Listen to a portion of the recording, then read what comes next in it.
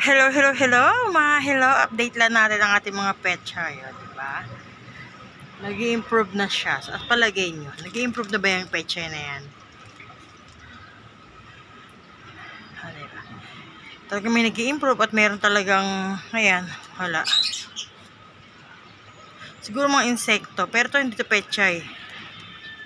Nabukod. Ay, na ligaw.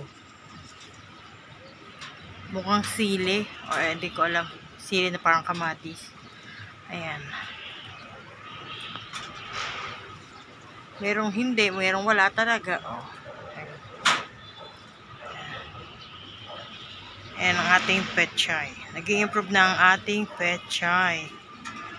Basta 2 times ko siyang dinidiligan. Isa umaga, isa sa hapon. Yung wala ng init. Ayan. Ayan ang kailangan nila. Regala natin sila sa dilig. Diba? Magkano rin yung binhing binili, yung buto. Tapos ayan, diba? Anihin mo. Mas masarap kainin pag yung pinagpaguran. Charot. Di ba talaga pinagpaguran no? Makaka-stress din magtanim ng ganyan eh. Kasi minsan parang, ay di nabuhay, sayang. Ay ano bang nagawa ko mali? Ay sayang, di ba? May mga ganong factor. Di ba? English yarn. Ayan na. Nalagyan natin sila ng mga fertilizer, mga pataba. Tapos yung mga binabad na mga balat ng gulay, balat ng prutas. Binabad yun mga ilang araw tapos saka pinandilig sa kanila.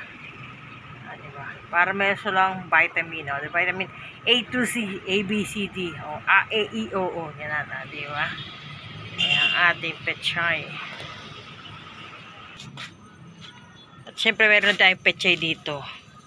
Hindi na natin mabukod kasi sobrang dami na nila. Ang hirap ng paghiwalay-hiwalayin.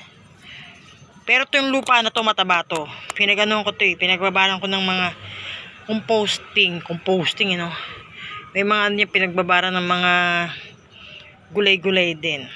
Diba? Pataba tong lupa na to. Kasi sobrang dami nila. Petsa yan, diba? Kaso syempre talagang kalaban natin mga ibon. Talagang kinakagat nila. Wala tayong magagawa dyan. Yan. Diba? Ano natin lumaki. At pag lumaki, lapad ang mga dahon. Pwede na yan. Pwede natin gisa. Diba? Ayan ang ating petchay. Ang hirap magtanim ngayon sa taas kasi sobrang tindi ng init.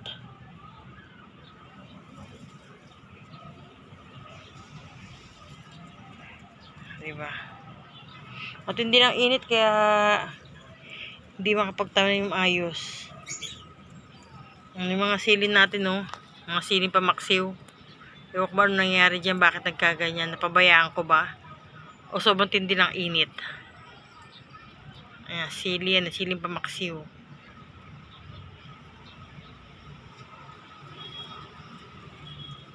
Pero syempre dito tayo sa petchay, diba? Petchay.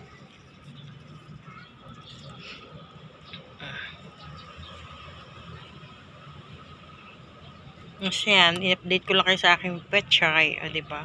Fresh na fresh, diba? Fresh na fresh kahit may mga kagat-gat ng mga ibon. Pero at least fresh. Fresh. Ayan. Kaya hanggang dito na lang. Salamat. Bye-bye.